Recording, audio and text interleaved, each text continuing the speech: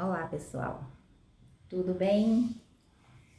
Voltamos aqui para a gente poder retomar a nossa reflexão, aquela que a gente iniciou no vídeo da Lei da Semeadura.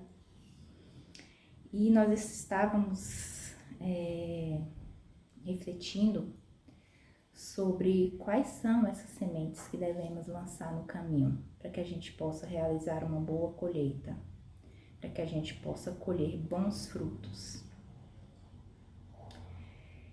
E a pergunta que surge é: o que Deus quer da gente, né? O que Deus espera de nós? Deus espera que sejamos pessoas íntegras, moralmente íntegras. E o que é ser moralmente íntegro? Tem uma regrinha bem básica que todos nós conhecemos, mas poucos de nós a praticamos, que é o de não fazer ao outro aquilo que não queremos que façam conosco. Simples, né? Isso já resolveria 95% dos nossos problemas. Mas, alunos indisciplinados que somos, porque o Cristo já nos apresentou esse ensinamento. Aliás, o Cristo trouxe-nos receita completa do que é ser o homem de bem, do que se deve fazer para essa formação do homem de bem. Nós aqui não colocamos em prática esses ensinamentos, maus alunos que somos.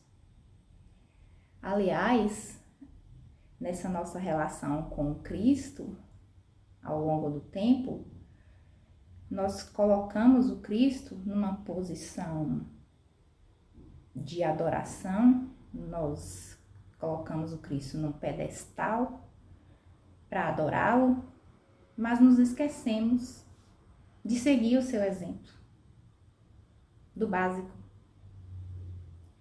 Não que Cristo não deva ser adorado, não deva ser louvado, mas a nossa relação com Ele não deve se limitar a isso, porque senão será uma relação muito superficial. Cristo, Ele não veio à Terra para ser figura a ser idolatrada. Cristo veio à Terra para nos trazer um exemplo a ser seguido. E cabe a nós seguir esse exemplo. Tem uma historinha que é atribuída a Mahatma Gandhi, esse grande pacifista indiano, eu não sei se a história é real, mas atribui-se a ele essa narrativa.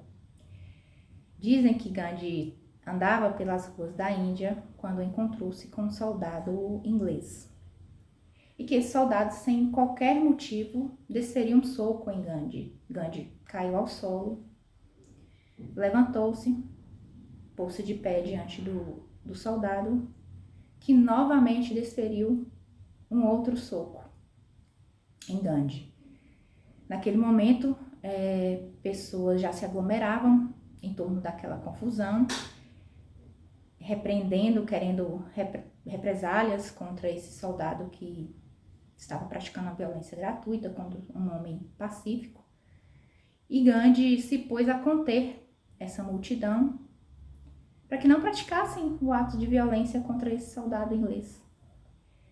E o soldado, com toda a sua ironia, se dirigiu a Gandhi e perguntou o seguinte: quem te ensinou a ser covarde assim, a não reagir?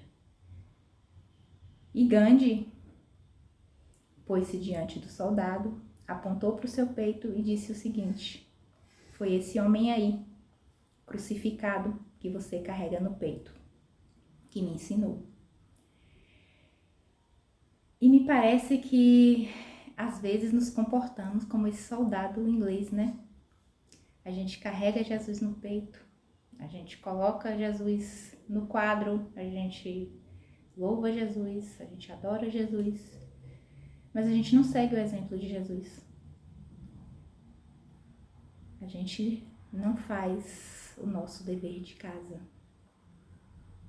O simples, que é essa construção do nosso ser íntegro. E de que forma que a gente pode trilhar esse caminho, então? De que forma a gente se constrói enquanto pessoas de bem? Como é que se forma o homem do bem, o homem bom? A gente deve estar atento a 3 pilares, que é a nossa relação com Deus, a nossa relação conosco e a nossa relação com o próximo. Esse tripé tem que estar funcionando bem para que a gente seja essa pessoa que Deus quer. A nossa relação com Deus deve ser uma relação de proximidade. Porque no momento que a gente se afasta de Deus, das leis divinas, a gente assume o pecado.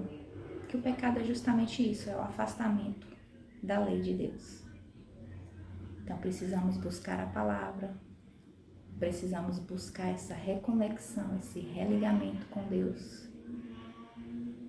Isso se dá através do desenvolvimento da nossa espiritualidade, através das nossas orações, da nossa prece, através da leitura edificante, através da leitura dos evangelhos. É preciso reservar um tempo para a gente investir nessa relação com Deus.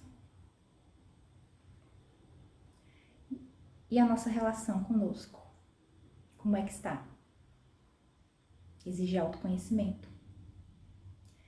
Às vezes a gente não tem essa intimidade que pensa que tem conosco.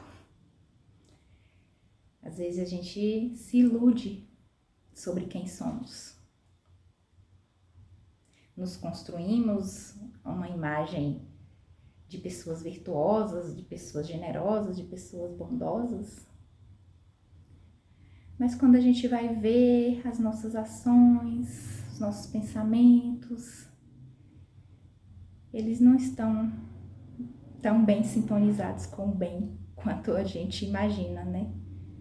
Às vezes a gente mente e aí a gente diz, eu não conto a verdade porque é para o outro não sofrer, para eu não fazer o outro sofrer. Quando na verdade a gente não conta a verdade porque a gente não consegue lidar com a realidade de que estamos em erro, de que somos pecadores. A gente não consegue admitir isso para o outro.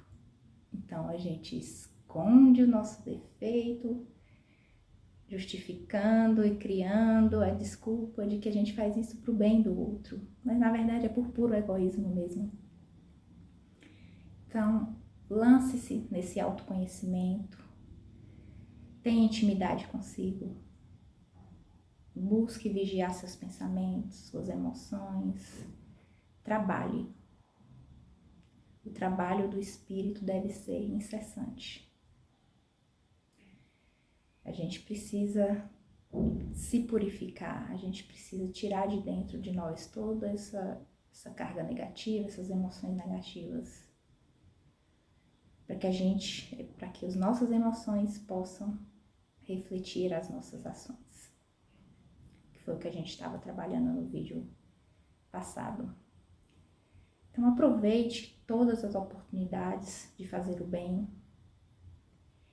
Crie novas oportunidades de fazer o bem. Não se restrinja só ao que é trivial, que é dar o dinheirinho lá no sinal de trânsito, que às vezes a gente faz não é nem por caridade, é só por culpa mesmo. Procuremos novas formas de realizar o bem. E nossa relação para com o outro? Essa, às vezes, é bem complicadinha, né? Porque às vezes o outro nos tira do sério. Às vezes o nosso próximo deixa a gente fora do eixo.